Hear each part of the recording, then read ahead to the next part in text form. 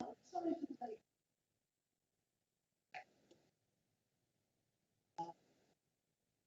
After small planning committee, usual is our judicial committee head meeting that members of the committee on behalf of the whole and not members, and that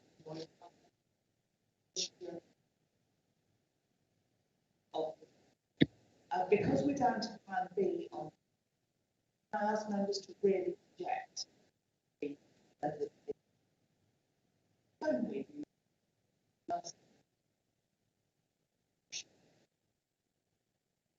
going to the agenda then, hoping that now the meeting is being webcast by the council. The agenda does have a full, basically, go to YouTube and meetings,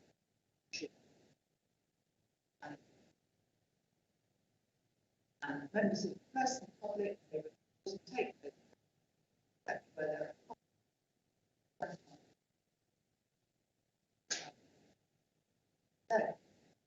declarations of interest then is our second item. Members are reminded that they are all relevant pecuniary and non-pecuniary interests. As the disposable member must not speak automatic declarations will. That's the standard interest paragraph.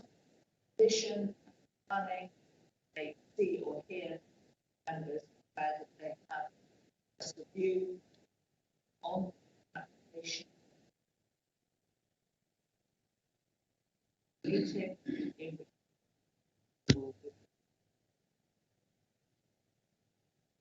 Item 3 is apologies. Councillors Griffiths, Johnson White, Suleiman. There's announcement. Next meeting is 3rd of December, 6th January, and we have our field trip on the 16th November. Julie is waiting. You set my date tomorrow. That's when we're going to look at some down site visit. Minutes. We agreed the minutes of 28th October and the minutes of the 11th. Last time we had an informal discussion on changing how often we meet and a revised schedule for the interview. January it wasn't possible to meeting possibly from February. Note those. And that brings us on to the questions today. Take these in geographical areas. Okay, we're starting. In fact, we don't have any speakers today, so this is not a questions. So Louis, first one is West AB car park, which we have.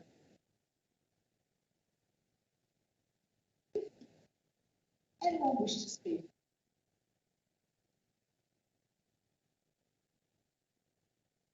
Seeing anyone? You can study the report. Vote.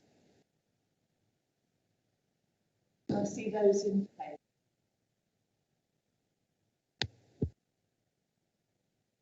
No one in favour. And in favour. That is unanimously approved. Thank you. And we move on to item 8, which is item 4 of bank field.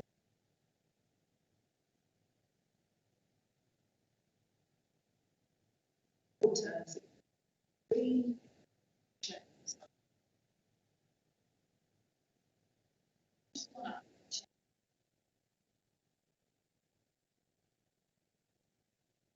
From our local services, they were waiting to see what action which they had done.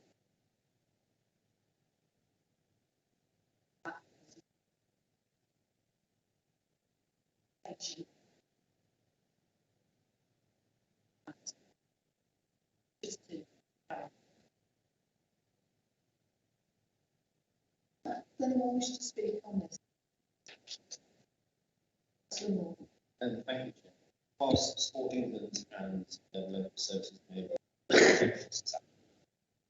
still worth noticing it's not local services suggest that more offset the loss of play. I mean, loss of playing field and offside well at 275, they probably cheer fraction of. So I don't think it's offsets. I appreciate some values value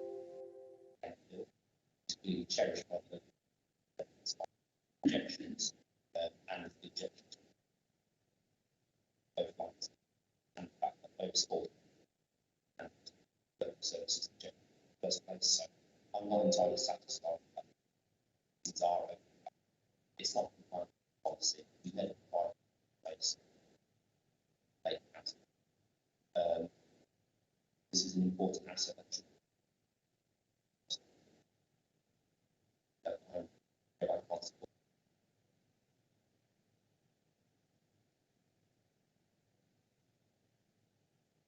Yes, thank you, Councillor Moore. So this issue of site something was going to last couple of years. There's always a balance.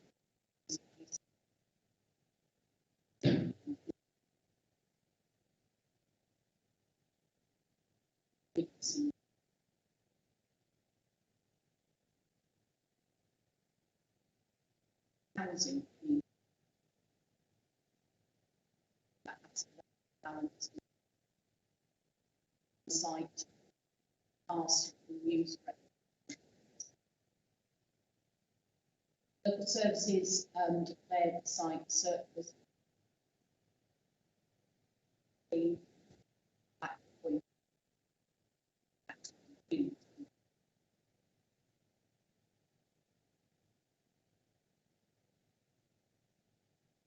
Five.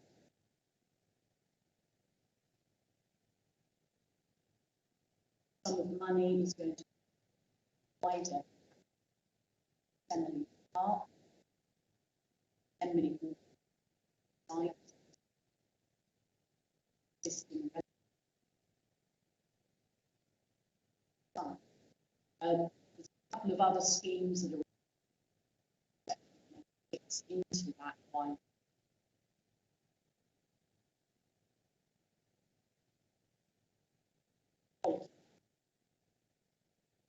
Sector that is not used.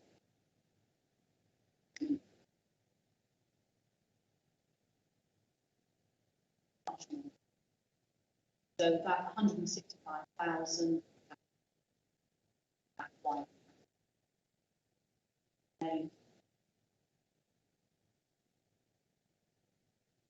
See within this type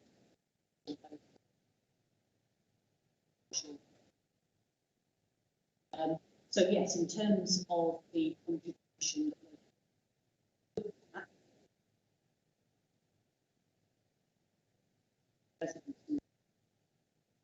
that was with fed into liability side.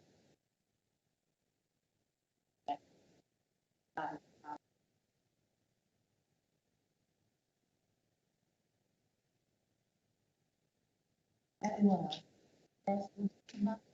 Yes, I do, Chair. I mean, I appreciate that local services, site service, quite 6 months, service requirements and hours. So the fact that local services payment doesn't get lost value has been extensively used by the has been used for other important need exercise data for providing housing, and we have a clear policy whereby to use that has to have for this falls probably short. I don't think 35% for basically we provide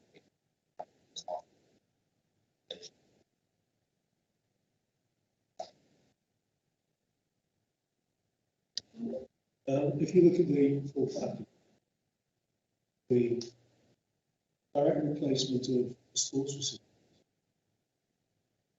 which we've acknowledged isn't providing provided improvements to existing pitches, result in pitches with changing rooms of facility, which will then ensure that they are set against the loss of pitch that is currently unused. It doesn't have facility. So that's the direct correlation in terms of sports provision. And the point you're making about the wide leisure uses of the site itself, or as open space, you can see in paragraph 6.3, there's also a contribution there of 242,000 to open space improvement to St Elias Park nearby. So that then relates to those issues you just mentioned: dog walking, exercise, and the like. So there's two separate issues, two separate contributions. And when you look at the overall package of those contributions plus the 35%, we concluded that this is a package that, whilst it doesn't technically meet the policy, is satisfactory and provides suitable replacement facilities for them. That's why we think. Anyone else wish to speak?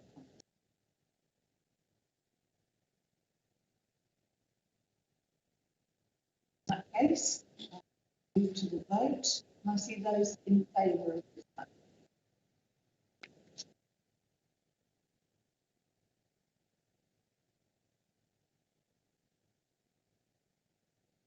Seven in favour. Bit of activity to my right as we change areas.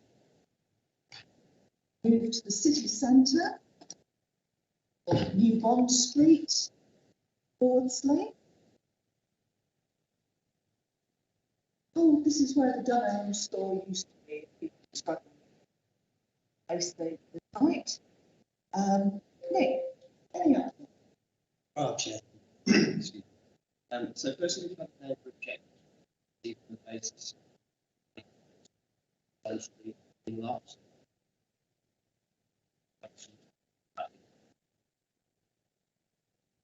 Restore and relay.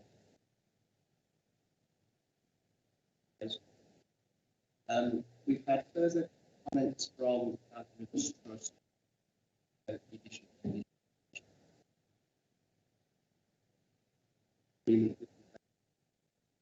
And we've had no further response.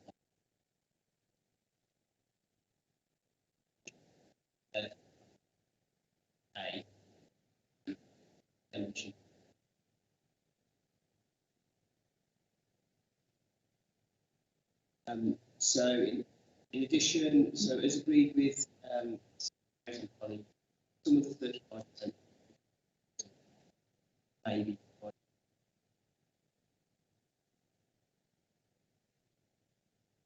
To expand on this, so the scheme has been discussed with the wider need family. Some of this spreadsheet. Homes England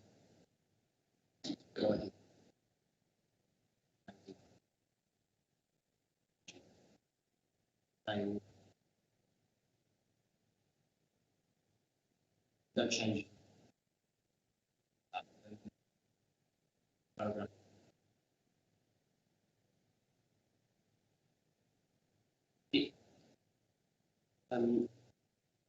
Just clarification.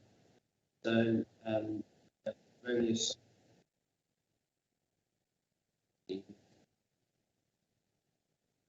By issue 30 single.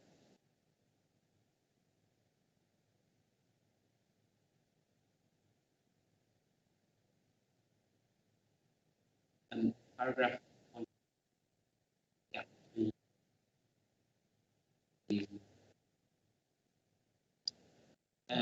paragraph 6.12 no longer relevant. This refers to the idea of having a formal application of OS. However, this is not being worked on as per the resolution. Yes. Okay.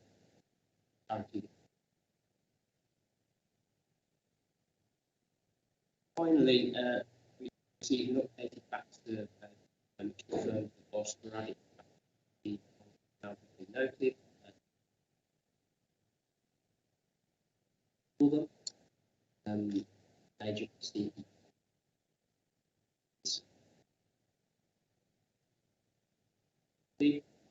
Therefore, it's proposed to have a further resolution April on the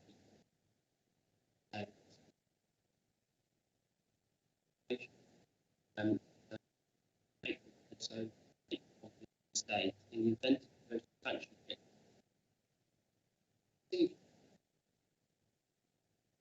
finding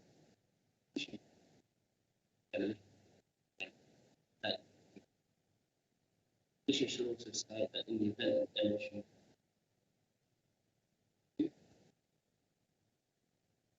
or any agreed.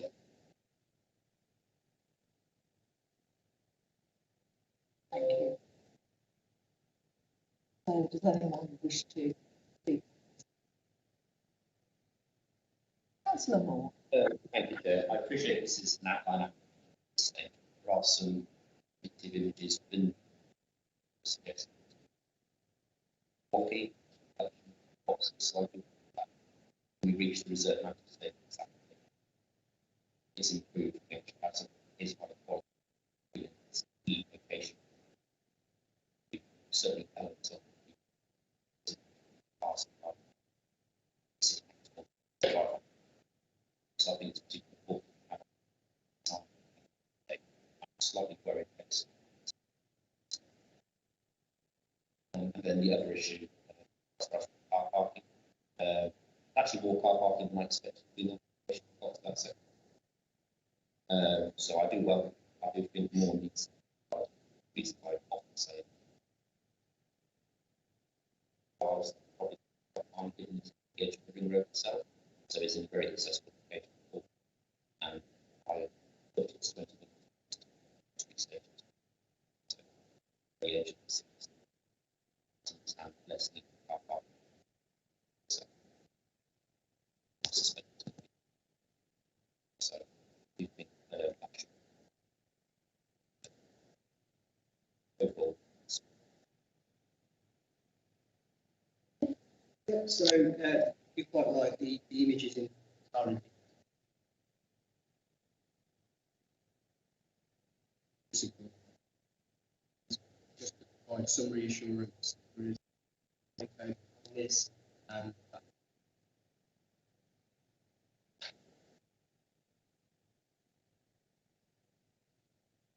in terms of parking spaces again.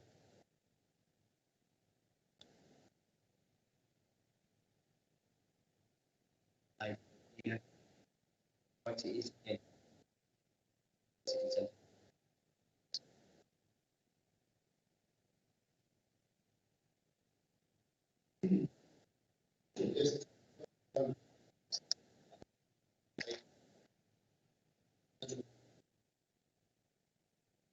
This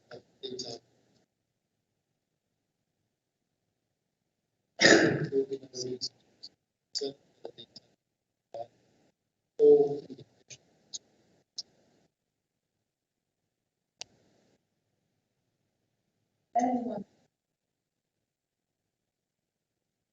Seen anyone?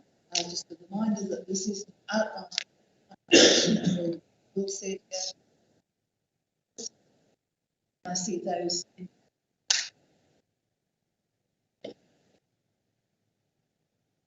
pen, which is unanimously.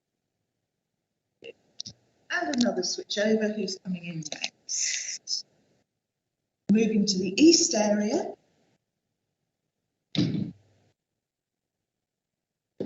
The Hay Hall Business Park on Redfern Road in Tyneside.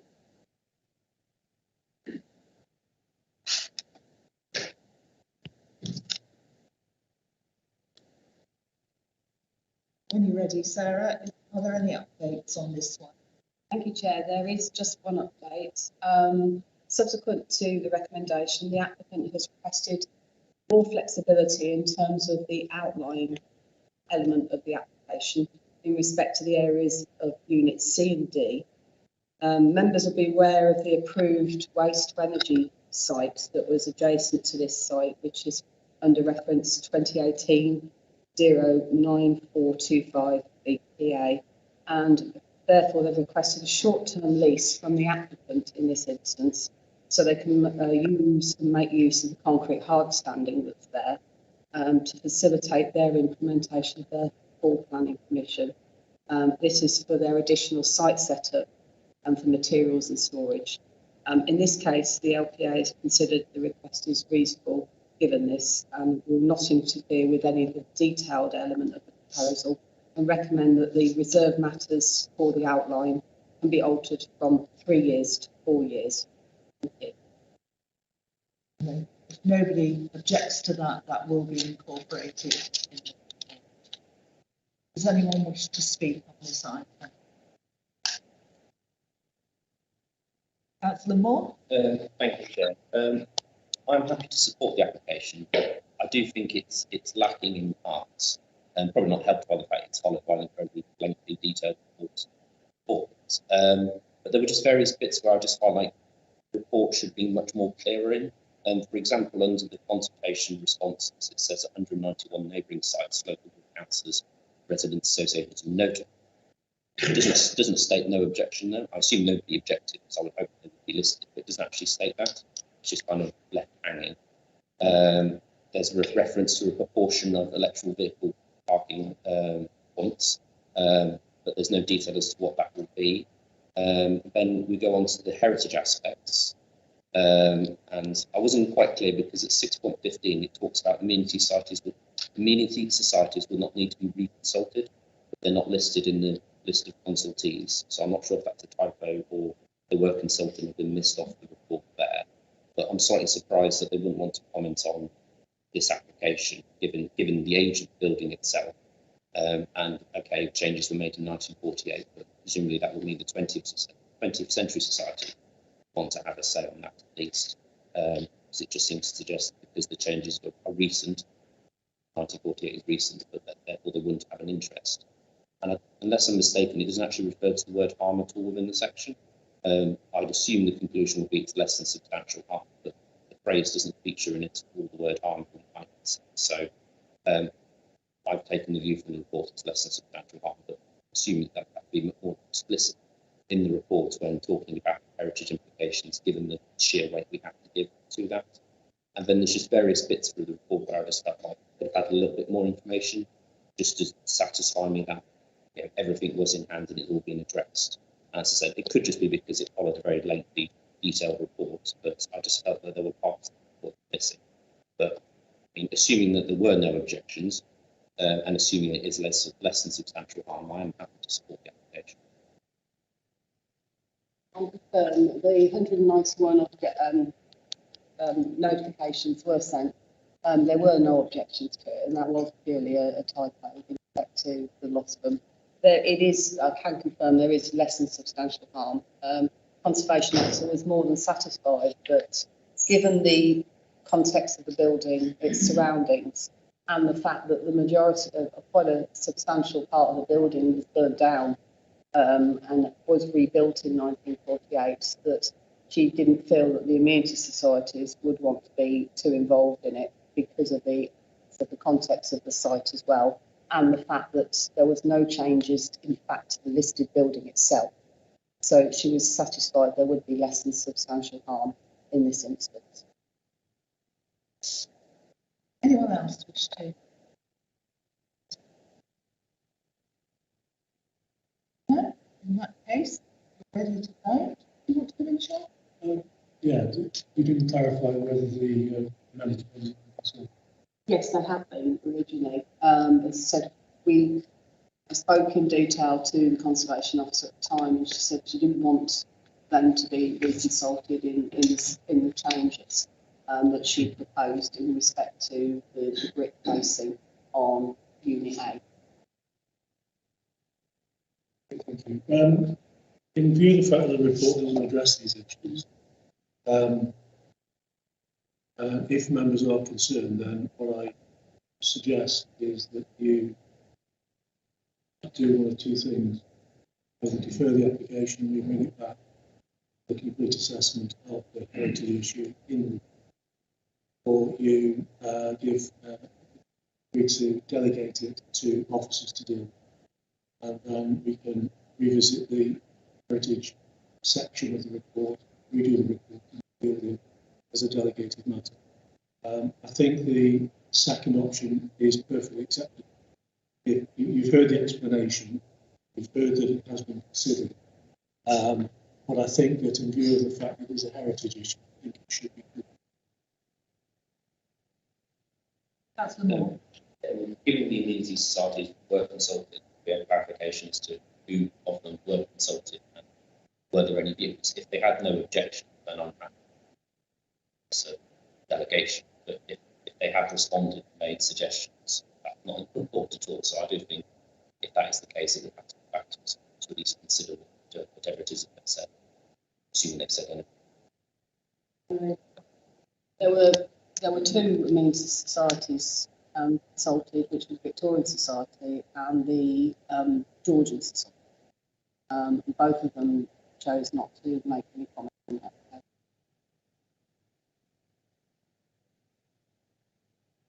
Okay, are members happy to make a decision based on delegating the further work on heritage to officers? So in that case, the decision I'm putting before you is that you approve the application subject to that clarification by officers of the heritage. Does that wording work for you? Technically, I think it's delegating the decision to the officers, so that we can then rewrite that section of the report, consider it again, and make a decision. So it's delegating authority to officers to make a decision. And I see those who are happy with that. And that is unanimous. Thank you very much. Thank you, Chair. And if we can obviously note the learnings of that aspect. Thanks, Sarah. On to the last one, we are moving to the northwest. Going to Sutton Coldfield to 102 Stevens Road, or rather the land adjacent to 102 Stevens Road. Are you ready, Pete? Got any updates on this one? Yes, thank you, Chair. We do have an update. So since publication of the report in front of you, we've received 2 additional objections from local residents, raising issues on impact on neighbour amenity, flooding and noise during construction, and impact on health. Matters of neighbour amenity and drainage are addressed within the report in front of you. On the matter of construction noise and impact on health, it's fair to say that all works have the potential to create some noise, some disturbance. So this proposal in front of you is of a particularly small scale, relating to 2 plots on previously developed land, and officers do not feel that there are any particular concerns. Like I said, thank you. Anyone wish to speak on this one? have checked that. In that case, having studied the report, are you ready to vote? I see those in favour. 10 in favour, it is unanimous, so that's the end of applications for today. We've got other urgent business. I'll let Councillor Moore go first if he's got anything today. I suppose the thing that struck me, Chair, is had technology failures again. Although we've been able to assist the officers to walk around the home, I think that's necessarily sufficient. So, I suppose what's being done to address the IT issues. We've had problems with the audio in this room. The microphone's not being loud enough now. We have to have officers walk around with phones to try and just provide the live stream. So, what's actually being done to try and address this? Because, quite frankly, it's a bit of a haul since we do it. I will get you an answer. I can't expect a great job of a temporary solution to be able to answer what's gone wrong.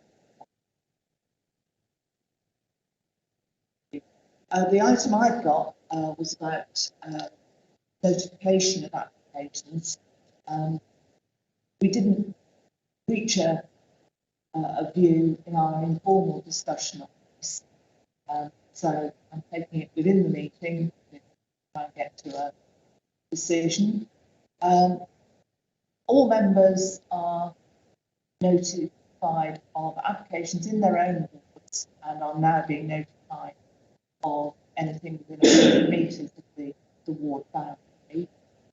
You, in addition, are notified of anything in your constituency. Everybody has the right also to notify officers that there's a site outside their ward that might have implications. In my case, it's the Pebble Mill site, it's in Edgbaston, but we get notified because of the implications at the other end of the Pershore Road in my ward. The former bowling alley sites in my ward, a lot of constituents who are concerned about it. So that's two models. We're not sure that actually all of you want to receive all those applications, even if you're flipping them into a separate folder, they do stack up. Of course, we do get the weekly notification of every application in the city. It would be good to get a view as to whether you want to carry on as it is or to revert to what is notified to all. Councillor Ward. Thank you, Chair. As I said in my email to Sean, I was surprised when getting notifications from other parts of our constituency. Actually, it is very useful. So, so I would wish that we would continue to do that. You say you put them in a separate, but I don't do anything with them. I open some of them. The others just stay active else for 10 years, but they're there, and it is useful occasionally. Just the sort of examples that you mentioned, places just outside, plus, it gives me a role with my other colleagues to alert them to anything that they might feel. So I do value it, surprisingly, and I would wish it to continue. Thank you. Right, that's one for the status quo. Councillor Moore. Thank you, Chair. I'd like to argue the status quo as well. Like Councillor Ward, I find it particularly useful. We do get a lot of applications that come through the constituency. It's up to councillors to decide whether they read them or do anything with them. I find it particularly useful.